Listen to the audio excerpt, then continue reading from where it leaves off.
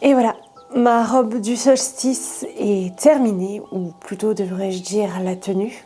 Et elle se termine officiellement avec cette vidéo. Je voulais vous proposer un débriefing, plonger dans les coulisses de la création de la tenue. Parce que j'ai beaucoup de choses à dire que je n'ai pas pu tout dire dans les vidéos. Puis il y a certaines choses que je voulais vous dire en face à face. Donc bienvenue dans cette vidéo. On va parler, si vous ne le savez pas, de la tenue que j'ai créée pour le solstice d'été de cette année, qui comporte une ceinture, une robe, une étole que j'ai ratée et une couronne. Si vous n'avez vu aucune de ces vidéos, je vous mets la playlist en barre de description et sinon vous avez ici une photo avec la tenue complète qui peut-être vous donnera envie d'aller voir le reste des vidéos. En attendant, moi, je vais vous parler d'abord d'une manière un petit peu plus générale de toute la construction de la tenue. Vous le savez si vous me suivez depuis le mois de janvier, mais j'avais envie de réaliser cette robe depuis, je dirais, fin décembre, quand j'ai trouvé le tissu sur Vinted. J'ai eu la chance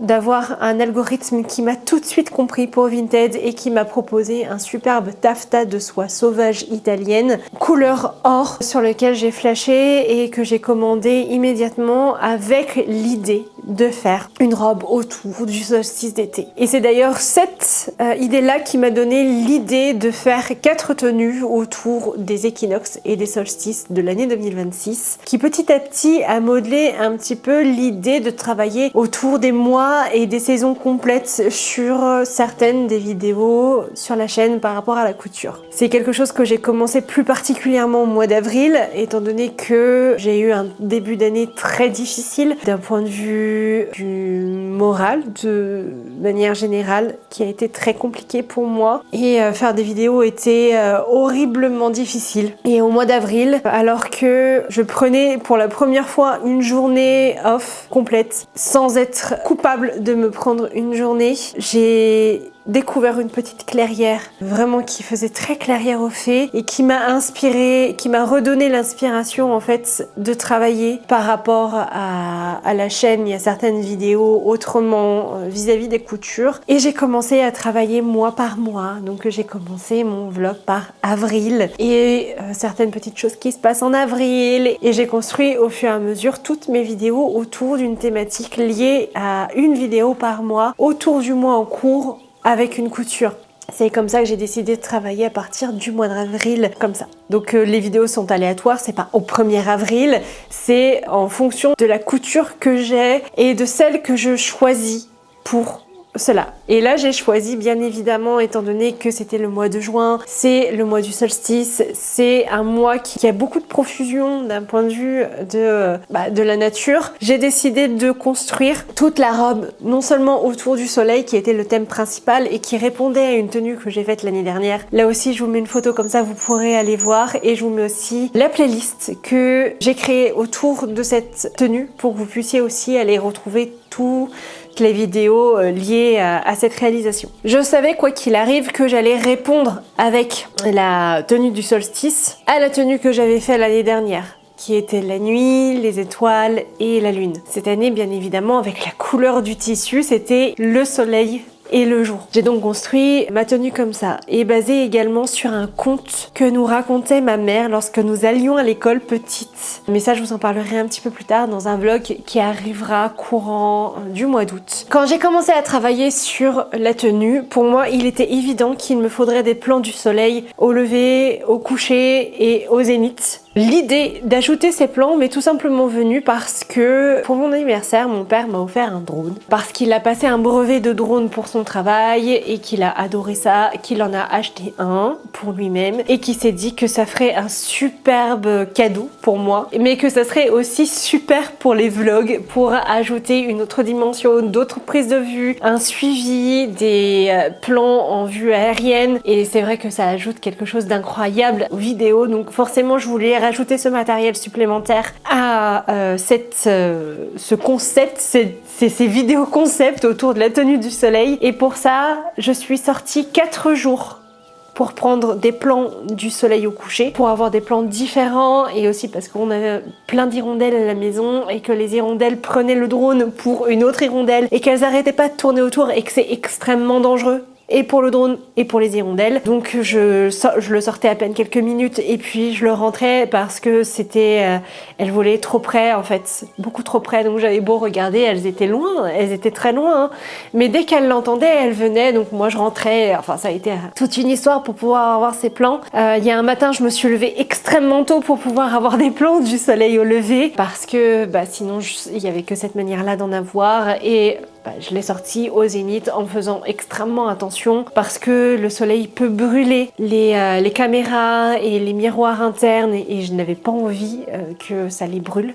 Donc il fallait que je prenne des vues du soleil mais pas trop et au final je n'ai pas pu prendre de vue directe du soleil, il était beaucoup trop fort, beaucoup trop puissant. Je voulais attendre vraiment d'être proche du solstice pour avoir la lumière la plus proche possible, donc forcément je n'ai pas pu pointer le drone directement sur le soleil. Mais vous avez le soleil au zénith sur la montagne.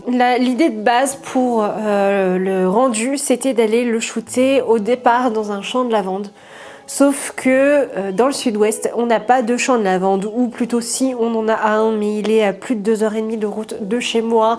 Ça faisait un petit peu long et loin pour aller shooter une robe, même si j'ai déjà fait en allant au lac de Betmal notamment. C'était l'occasion d'une sortie au lac, enfin bref, il y avait quelque chose derrière, autre en plus du shooting pour la jupe tartan à l'époque. Là, il n'y aurait eu que la tenue. Après, je me suis dit, je ne peux pas avoir de champ de lavande.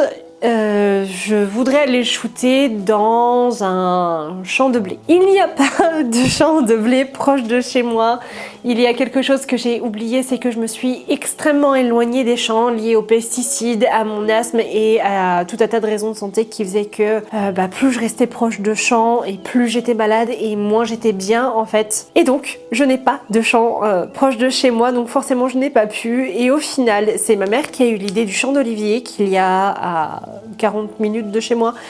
Et c'est là qu'on a shooté très tôt le matin. On est parti, il était 7h. On est arrivé là-bas, il était 7h30 et c'était déjà tard pour avoir le soleil au lever. On ne l'a pas eu, clairement. Et ça faisait déjà 2 heures qui commençait à monter, 1 heure. Ouais, presque 2 heures qui commençait à monter dans le ciel. Donc on n'a pas eu vraiment le lever de soleil tel que je le voulais aux premières lueurs. Mais bon, ça après d'un point de vue logistique, voilà. Et puis moi je n'avais pas envie forcément de me lever à 4h du matin pour aller faire un shooting pour vous dire. On va passer tout de suite au débrief de la ceinture. Parce que ce que je compte faire, c'est faire dans l'ordre de sortie des vidéos et dans l'ordre d'apparition. Donc on va commencer par la ceinture brodée. Pour la ceinture, je vous en avais parlé dès le départ au mois de janvier dans la vidéo des projets 2026. Je voulais qu'elle soit brodée comme la première, mais je voulais ajouter du fil d'or. Ce à quoi j'ai renoncé après, tout simplement parce que j'avais peur de l'abîmer. Dans un rendu, on a besoin de bouger, on a besoin, vous voyez très bien, vous avez vu si vous avez regardé la vidéo, si vous allez aller la voir, vous verrez. Dans un rendu, j'ai besoin de bouger énormément. Et j'avais pas envie de m'astreindre à une logistique pour éviter de ruiner toute la ceinture. Sauf que plus je brodais, plus il manquait quelque chose et je voyais que l'or manquait, les fils d'or manquaient par rapport à ma visualisation première, par rapport à ce que je voulais et ce que j'avais envisagé et par rapport à tout en fait. Donc je suis allée voir ce qu'il me restait parce qu'à la base je devais passer une commande que du coup je n'ai pas passée puisque j'y avais renoncé et je suis allée voir ce qui me restait pour pouvoir le faire moi-même. J'ai réussi à trouver, donc ça c'était très bien. Du coup c'est que du matériel que j'avais déjà à la maison. Moi ça m'a arrangé parce que j'avais pas le temps de faire revenir des fils. J'étais assez contente. Et j'ai décidé, comme vous l'avez vu, de rajouter tout simplement des fils d'or, notamment au niveau du soleil, parce que c'est là qu'il en manquait. Ça manquait vraiment de flamboyance et l'or vient l'apporter au soleil. J'en ai aussi ajouté 3 petites au cœur des étoiles spicades qu'il y a des deux côtés, pour faire le cœur de l'étoile. Ensuite, et ça je vous en ai pas parlé du tout dans la vidéo, d'un point de vue des constellations, j'ai rajouté un fil rouge que j'ai torsadé autour du fil doré que j'avais posé à la base. Ça c'est pas une idée qui vient de moi au départ, c'est c'est une idée de ma mère parce que je n'arrêtais pas de regarder ma broderie. J'avais déjà un peu avancé sur le soleil et je le trouvais, alors qu'il n'était pas terminé, déjà très peps, très flamboyant, très visible par rapport aux constellations qui du coup étaient en arrière-plan, ce que je voulais plus ou moins, mais je n'avais pas envie non plus qu'elles se fondent totalement dans la ceinture et qu'on ne les voit pas. Et c'est ma mère qui a eu l'idée d'ajouter un fil de soie rouge torsadé autour. Alors moi au début j'étais assez dubitative parce que j'avais peur que ça fasse un petit peu harlequin, un petit peu foire du dimanche. Voilà, j'avais un peu peur que ça fasse ça. En fait, absolument pas. Mais alors pas du tout. Je suis super contente. D'un point de vue du soleil, ça se fond extrêmement bien et en même temps ça ne disparaît pas totalement, c'est exactement ce que je voulais. Et pour le soleil, on voit bien que c'est l'élément central et qu'il est vraiment au zénith, parce que c'était un petit peu l'idée de la ceinture, c'était la ceinture au zénith et je trouve que ça la représente assez bien. J'ai aussi ajouté des perles comme j'avais fait l'année dernière sur ma ceinture, sauf que cette fois j'en ai mis moins. Contrairement à l'année dernière également, j'ai fait attention de ne pas mettre les perles trop proches des marges de couture parce que j'avais été obligée de coudre la ceinture à la main parce que mes perles étaient beaucoup trop proches et que je ne pouvais pas les coudre à la machine. Or pour ce que je voulais faire, j'avais besoin de coudre à la machine parce que ce que j'ai fait, c'est que j'ai pris la marge de couture d'1 centimètre sur le plastron de la ceinture et ensuite j'ai j'ai diminué ma marge de couture à 0,5 pour créer un rétrécissement, élargissement sur les liens afin qu'elle se pose beaucoup mieux au niveau des hanches et justement que ça ne puisse pas déformer l'or, que ça se pose mieux. Comme l'année dernière également, j'avais triplé ma ceinture à l'aide d'une crétonne de coton amidonné. Comme ça, c'est un petit peu plus rigide, ça permettait de mieux se tenir et surtout pour les fils de soie, c'est beaucoup mieux pour les piquer et pour qu'ils se maintiennent en place. Mais là, du fait, entre guillemets, du rajouter l'or, c'était encore mieux parce que du coup ça donne une surface un petit peu plus stable pour pouvoir poser les fils et être sûr que la ceinture ne se déforme pas et ne s'écrase pas. Donc c'était beaucoup mieux. Et ça m'a permis de poser aussi les perles un petit peu mieux. Du coup, de ce que je vous disais, le fait de faire attention à ma marge de couture. J'ai retenu la leçon de l'année dernière. Et puis voilà, bien que ça ait inspiré d'autres personnes pour faire une partie de leur voix off également l'année dernière. Voilà, parce que c'est pas parce que je dis rien que je ne vois rien. Surtout que ça m'a été envoyé. Bref, ça c'est pour la ceinture. Maintenant, on va passer à la robe. Pour la robe, le patron lui-même, il était très simple. Franchement, il n'y a pas trop de difficultés. La difficulté principale, c'était le tissu. C'était la première fois que je cousais un taffetas de soie et sauvage, donc le triptyque complet. J'avais très peur de la couture de cette robe parce que je ne savais pas ce que ça allait donner. Le tissu change énormément en fonction de l'orientation des pièces. Parce que comme je vous ai expliqué, toutes les pièces n'ont pas été orientées de la même manière. On est au niveau du plastron sur le droit fil perpendiculaire. Là, ici, on est sur le droit fil perpendiculaire légèrement en biais. Droit fil perpendiculaire pour les manches. Pour les découpes princesse de côté et de dos, on est sur du droit fil parallèle. Pour la robe, au niveau de la continuité du plastron, on est là aussi sur le droit fil perpendiculaire. Pour les côtés, on est sur du biais à 40 degrés. Et pour le dos, les deux panneaux dos de la jupe, on est sur du droit fil. Donc autant vous dire que ça a été assez compliqué au niveau des découpes, mais bon, je m'en suis assez bien sortie. J'ai commencé par, je vous ai montré tout simplement les découpes du corsage, du plastron et du bandeau au niveau du dessus du plastron. J'ai découpé les découpes princesse. Ensuite, j'ai fait les manches et en dernier seulement, j'ai fait les pièces de jupe après avoir fini d'assembler tout le plastron. Enfin, tout le corsage plutôt. Au niveau de l'assemblage, j'avais peur de coudre et j'ai eu des courbatures de folie derrière parce que j'ai cousu avec ma machine à plateau, parce que j'essayais de coudre mais en même temps j'avais les muscles qui se tétanisaient et c'était l'enfer. Pour tout vous dire, en une journée, j'avais fait juste le corsage sans les manches. Ça m'a pris la journée à faire parce que j'avais peur de coudre tout simplement. Quand j'y pense, c'était quand même assez ridicule, mais j'avais une pression supplémentaire, c'est que avec ce tissu, ces découpes et la manière dont j'avais orienté les pièces, le moindre millimètre de décalage se serait vu sur le visuel entier de la robe et donc je n'avais droit à aucune erreur. Forcément, je me suis rajouté pour le coup une complexité de folie supplémentaire qui, avec le recul, je me dis que c'était pas non plus hyper difficile, mais moi sur le coup, j'étais assez tendue. Forcément, ça a joué un petit peu. Mais bon, j'y suis parfaitement arrivée. Et honnêtement, le tissu n'a pas bougé. Même les pièces dans le biais n'ont pas bougé. Je sais pas, j'ai pas eu besoin de refaire ou autre au niveau des ourlets. Notamment au niveau des manches. Parce que je vais vous montrer les manches, ça sera plus simple. Notamment au niveau des manches, vous voyez, il y a quand même pas mal de biais. Et en plus, elles n'étaient pas dans le droit fil.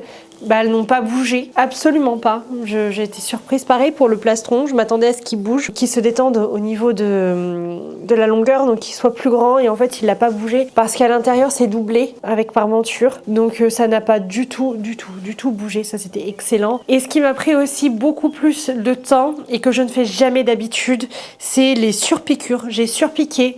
Comme c'était dit dans le patron, toutes les coutures au niveau du col et des découpes princesse. Donc forcément, ça demande aussi, là aussi, beaucoup de temps. Et je les ai fait en fait à chaque fois, assemblage sur piqûre, assemblage sur piqûre. Je trouve que ça donne un autre cachet à la robe. Franchement, je suis pas fan des surpiqûres habituellement, mais là, je trouve que ça change toute la robe et je suis contente de les avoir faites. Alors l'une des premières choses aussi que j'ai faites, une fois que j'ai terminé les fronces, c'est de les aplatir parce que je savais que j'allais mettre la ceinture et de toute façon, ça allait s'aplatir naturellement. Mais je voulais aussi, moi, qu'elle soit beaucoup plus plate parce qu'elle formait des petites boules. Et j'ai horreur de ça, quand les fronces font des petites boules. Donc du coup, je les ai aplaties tout de suite. Donc c'est voulu. Le fait qu'elle soit plate, c'est absolument voulu. Je ne voulais pas avoir quelque chose qui soit trop volumineux par la suite. Au niveau des modifications que j'ai faites, j'ai rajouté 5 bons centimètres au niveau des manches. J'ai rajouté 15 centimètres au niveau de la longueur de la jupe et je n'ai pas fait... il y avait possibilité de faire des volants, je ne les ai pas fait. Et toutes les coutures sont terminées en couture à l'anglaise, donc ça aussi, ça demande plus de temps. Et le zip, on va parler tout de suite du zip parce que le zip a été posé entièrement à la main. C'est la première fois que je le fais, j'ai posé tout le zip à la main. Donc les 60 cm de zip, je les ai parce que je pouvais pas le faire avec la machine et j'avais pas envie de tester, de le poser à la machine, donc c'est moi qui l'ai fait. Ça m'a pris environ 1 heure à faire parce que c'est par petits points, il faut faire extrêmement attention. Et là, je pense notamment à un commentaire que j'ai eu, c'était pour la robe que j'ai faite à ma mère, la robe Ella de Silver Saga en toile de Jouy. Vous avez le vlog qui est disponible sur la chaîne, qui m'avait laissé un commentaire, justement l'une d'entre vous, en disant que j'aurais pu poser le zip à la main parce que j'avais fait tout un tas de modifications et tout ça pour ne pas avoir à poser de zip. Et j'avais répondu que je me sentais pas prête du tout à poser un zip à la main, mais que j'allais probablement devoir m'y mettre quand même parce que j'allais avoir une couture que je ne pourrais possiblement pas modifier. Et ça a été le cas. Et je suis assez surprise parce que le zip, il est entièrement invisible. Je m'attendais pas à un tel résultat. Et du deuxième coup, par contre, j'ai dû le faire 2 fois pour réussir à ça. Parce que forcément, la première fois, j'avais pas les bons repères. Donc j'avais mal piqué, j'avais mal posé mon aiguille. Et le zip était visible. Donc j'ai dû défaire et refaire. Mais bon, défaire sur du taffetas de soie alors que c'est des points à la main et défaire alors que c'est des points à la machine, c'est pas du tout la même chose. J'avais fait un échantillon justement pour voir ce que ça faisait si je me trompais. Et les aiguilles créent des impacts qui restent sur le taffetas. Donc forcément, interdiction de me tromper. Et ma foi, ça a plutôt bien marché. Et une autre modification que j'ai faite, j'ai fini les ourlets des manches et l'ourlet de la jupe entièrement à la main, au point invisible. Du coup, ça ne se voit absolument pas. Et franchement, je préfère. Vous savez, ces derniers temps, j'ai fait mes ourlets à la machine. Notamment, je vais vous parler de ma version de la robe Ella, que j'avais rallongée aussi au niveau des manches avec un 100% lin, que je vais refaire. Je vais défaire ce que j'avais fait comme ourlet à la machine parce que j'aime pas, ça fait effet carton.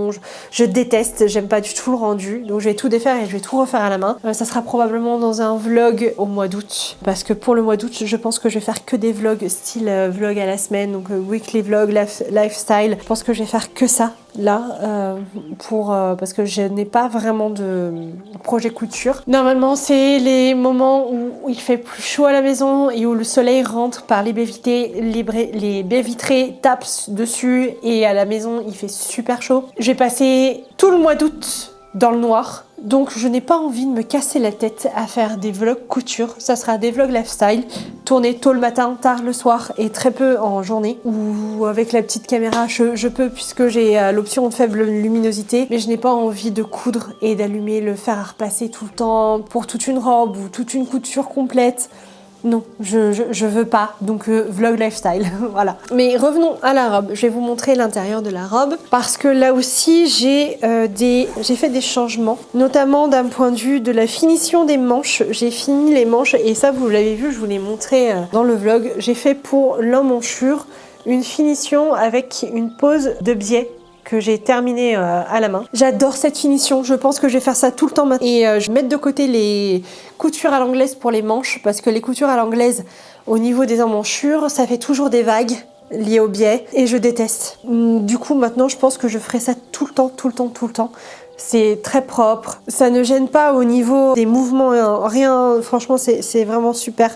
J'adore et je vais garder cette technique. Par contre au niveau de la taille, là aussi j'ai poser un biais de finition. Par contre, je n'ai pas posé un biais de soie, j'ai posé un biais de coton parce que comme il y a un marquage au niveau de la taille, la robe est plus proche au niveau de la taille. Forcément, elle est un peu plus en contact avec la peau et je n'avais pas envie de mettre un biais de soie. J'ai préféré mettre un biais de coton qui est un petit peu plus absorbant si jamais j'ai chaud.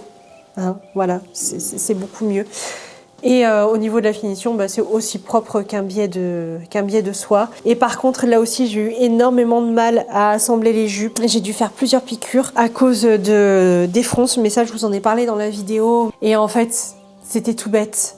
Quand j'ai mis le nez dans la machine, je me suis rendu compte qu'il y avait une poussière qui bloquait. Une toute petite poussière, mais un minuscule. Et la différence de couture depuis que j'ai retiré cette toute petite poussière est incroyable. Incroyable.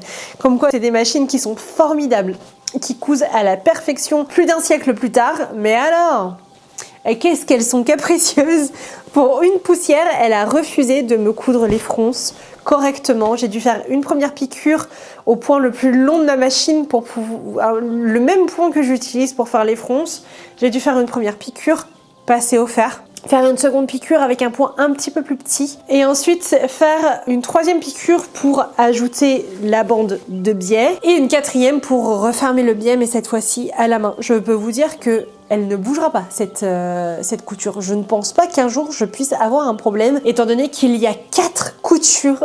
Et pareil, pour l'assemblage à la main, j'ai fait un point tous les 2 points de couture. J'ai aussi ajouté, ah oui, je vais vous montrer quand même les coutures à l'anglaise avant. Alors les coutures, ça donne ça. Alors si j'arrive à l'attraper, elles sont toutes fines. J'ai fait un point un tout petit peu plus long de ce que je fais d'habitude pour les coutures à l'anglaise là sur cette tenue parce que j'ai remarqué que sur ma machine, quand je fais des coutures à l'anglaise, elle préfère avoir un point qui est un tout petit peu, pas énorme, hein, mais vraiment pas beaucoup.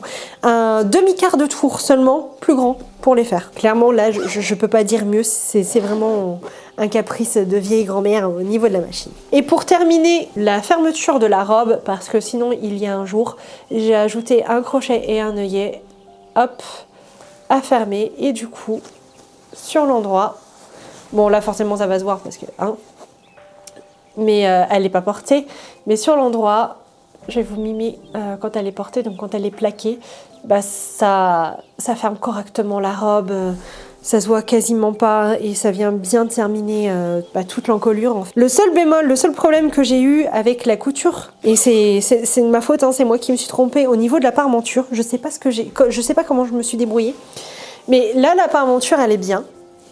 Elle est bien cousue, elle est nickel. D'ailleurs, j'ai fini par un point à la main, toute la parmenture, je l'ai glacée à la main au niveau de la fermeture invisible. Ah oui, j'ai pris aussi en sandwich dans le zip ici.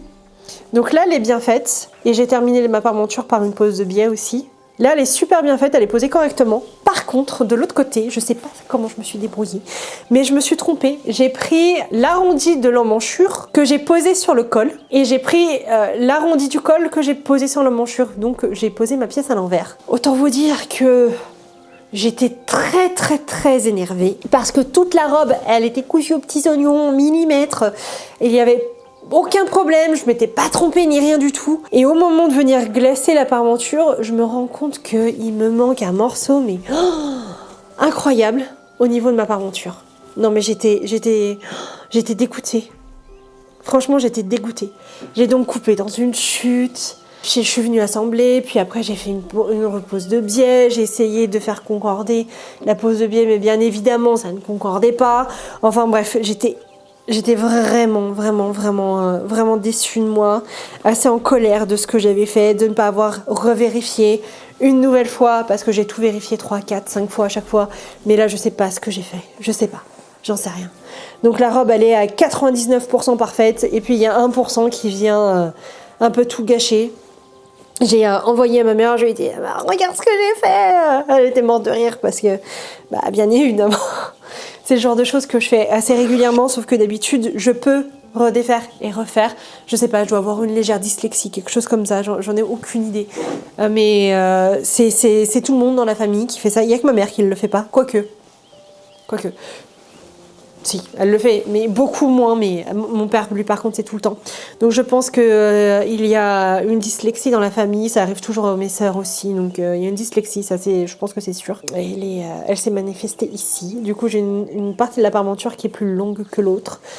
Heureusement que c'est à l'intérieur, que ça ne se voit pas, que j'ai pu récupérer.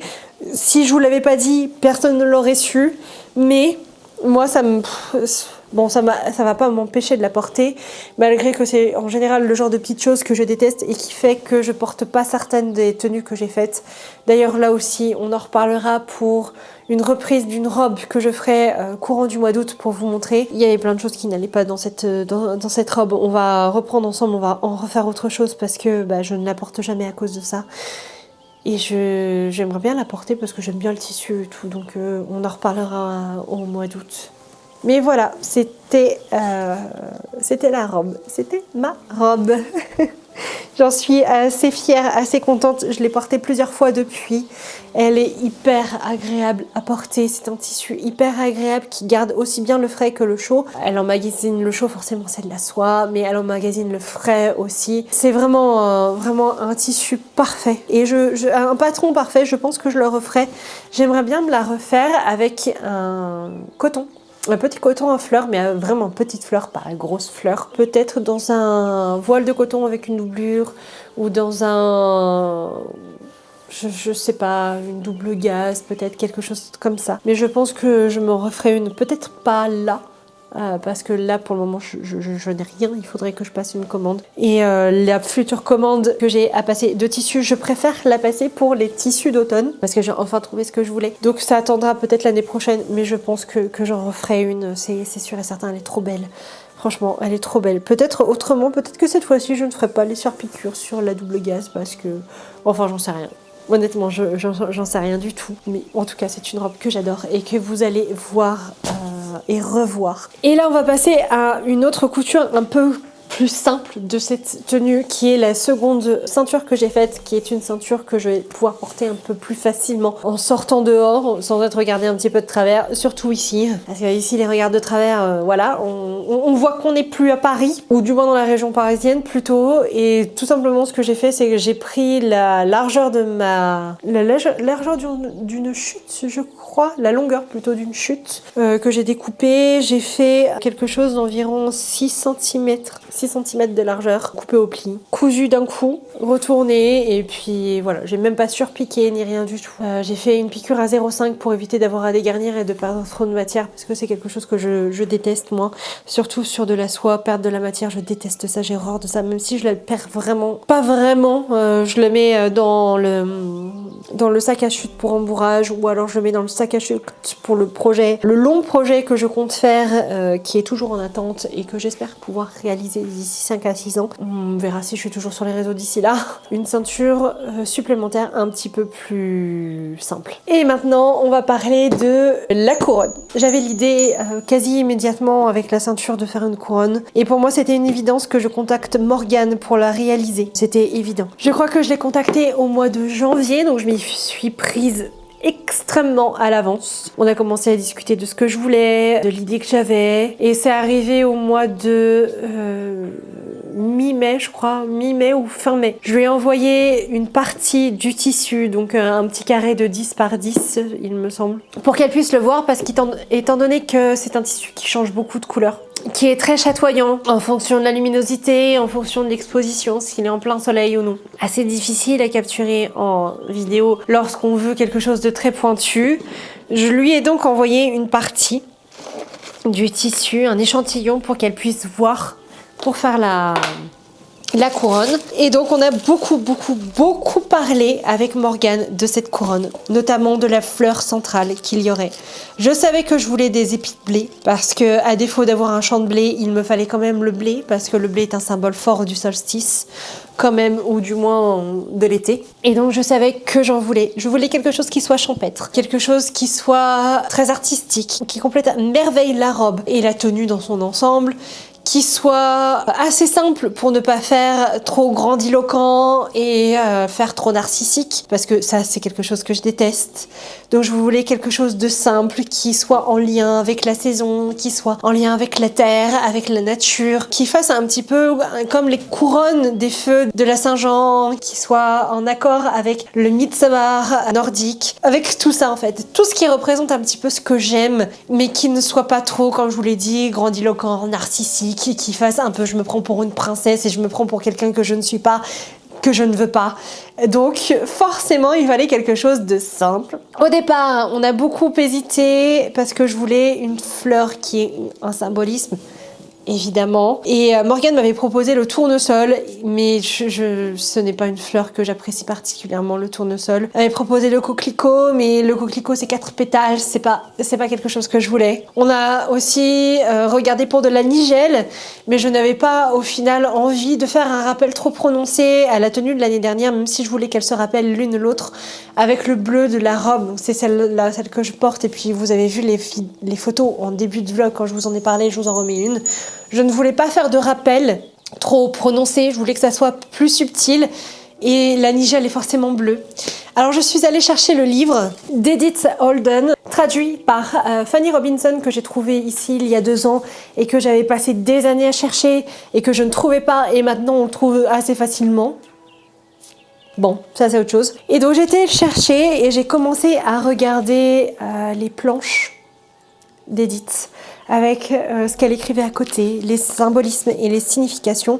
Donc si vous ne connaissez pas ce livre, c'est un livre qui a été écrit à l'époque victorienne par Edith Holden, qui était une jeune femme anglaise qui a écrit sur la signification des fleurs à offrir aux jeunes femmes et aux femmes par les hommes à l'ère victorienne. Il y a plein de fleurs avec des significations différentes, et en fonction de avec quelle autre fleur elles sont associées, la signification globale change. Enfin c'est incroyable. Je m'étais penchée sur le poids de senteur, mais au final non. Après j'en ai regardé d'autres. Je me suis dit le souci, mais j'avais pas envie.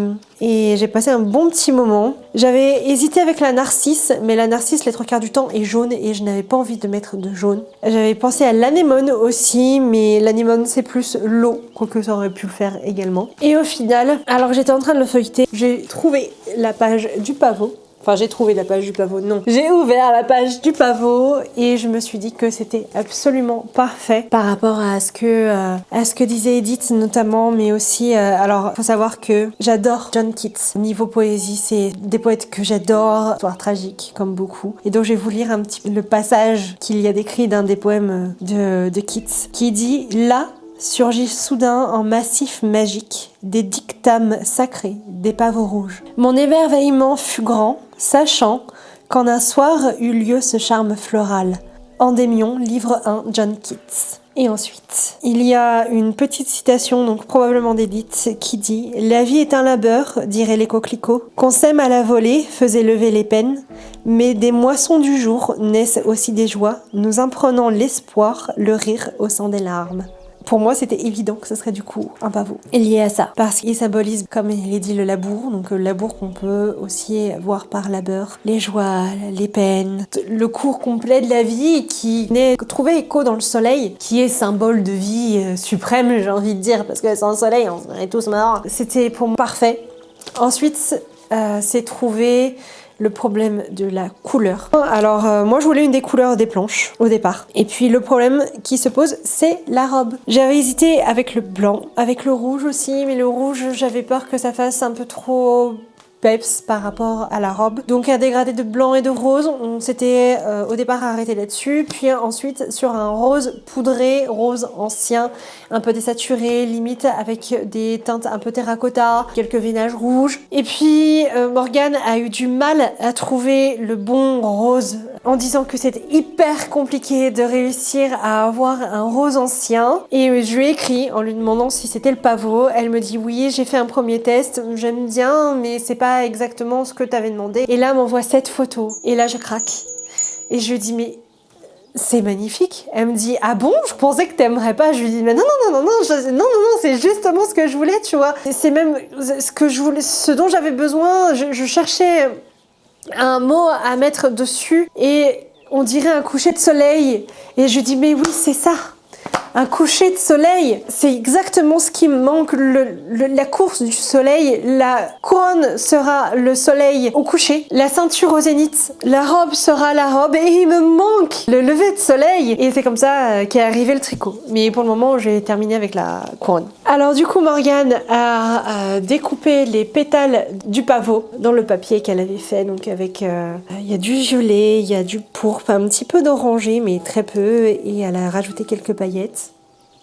Voilà. Dès le départ, on savait qu'on ajouterait des petites fleurs comme ça. Alors j'ai plus du tout le nom de ces fleurs, mais qui ressemblent au... Alors j'ai plus du tout le nom des fleurs, mais bon c'est pas grave. C'est pas comme si on les avait pas choisies ensemble. Qu'est-ce que c'est que ces fleurs? Je vous le mettrai là si je retrouve le nom. Et bien sûr, les épis de blé qui eux sont en perles. Au départ, elles devaient être faites en papier aussi. Au final, changement d'idée en perles. Et donc, pour les petites feuilles, ici, hop, Morgane s'est basée sur la couleur, la robe, pour faire un rappel et avec une petite peinture à l'aquarelle et c'est exactement la couleur, c'est incroyable. Quand je l'ai vue, honnêtement ça se voit pas dans le réel où je fais l'unboxing, mais après j'ai fait un vocal à Morgane, j'avais les larmes aux yeux de cette couronne, c'était la couronne de petite fille dont je rêvais depuis toute petite. Elle symbolise, vous n'avez aucune idée de tout le symbole qu'il y a dans cette couronne, certains que je garde un petit peu pour moi. Et pour la fermeture de la couronne, pour pouvoir l'adapter parce qu'elle est un peu télescopique. Oh. Désolée. Elle est un peu télescopique. J'ai tressé tout simplement de la soie végétale, de la soie marocaine végétale que j'ai ajoutée. Donc j'ai choisi le végétal parce que déjà elle était marron et qu'elle allait à la perfection. Et aussi parce que toute la couronne est végétale, donc forcément il fallait qu'il y ait du végétal. Et au départ, je devais faire un nœud avec le taffetas, mais ça aurait un petit peu tout mangé. Je trouve par rapport à la couronne, ça aurait pris trop de place. Donc du coup, c'est devenu un petit tressage de soie. Ah, c'est beaucoup d'émotions cette couronne. Elle est très émotionnelle. Et pour tout vous dire, si j'avais vraiment le budget, j'aurais travaillé avec Morgane pour l'équinoxe d'automne et le solstice d'hiver pour en refaire deux autres. Mais bon. Comment dire, y a des factures à payer et les impôts malheureusement.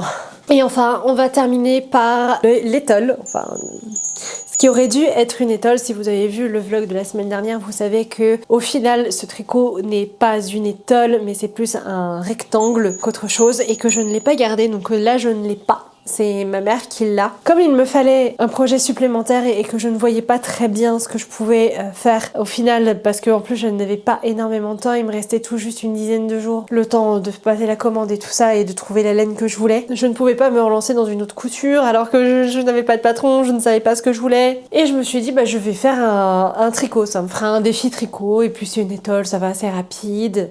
Donc j'ai cherché plusieurs jours une laine avant de trouver et de m'arrêter sur la laine de Christelle Tricotte. Vous le savez, je l'ai déjà dit. Je voulais la faire en jersey, je l'ai fait au point mousse, mais je suis impressionnée de voir à quel point le point mousse consomme plus de laine que le jersey, c'est incroyable. Je trouve ça incroyable, je ne m'y attendais absolument pas. Et bien évidemment, étant donné que j'ai fait sans patron, un peu, sans filet, aussi, puisque je n'ai jamais fait de patron de tricot avant, que tout ce que j'ai tricoté, je l'ai tricoté en suivant un patron, et que moi je ne suis pas à la base conceptrice, même si j'aimerais bien au final créer mes propres patrons et mes propres réalisations au tricot. Pour le moment ce n'est pas le cas. J'apprends d'abord, et puis je verrai ensuite. Je ne cherche pas à brûler les étapes. Évidemment, ça a été un échec de calcul, un échec de taille d'aiguille, un échec d'à peu près tout en fait. Donc je n'ai pas d'étole et j'avais un rectangle. Mais ça, je vous en ai parlé beaucoup plus longuement dans la vidéo de la semaine dernière, donc je vais plutôt vous renvoyer à cette vidéo. Et je voulais évoquer un dernier point avec vous par rapport aux vidéos en général et plus particulièrement par rapport à celle-là. Il y a un tic que j'ai pris dans mes vidéos et je pense que ça a été infernal pour vous quand vous avez regardé ne serait-ce que la vidéo de la tenue, enfin de la robe, c'est l'entièreté. Ah!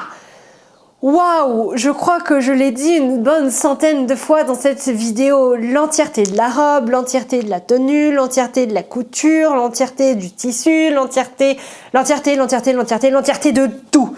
Tout était l'entièreté. Affreux! Ma mère m'a envoyé un message. T'en as pas marre avec ton entièreté?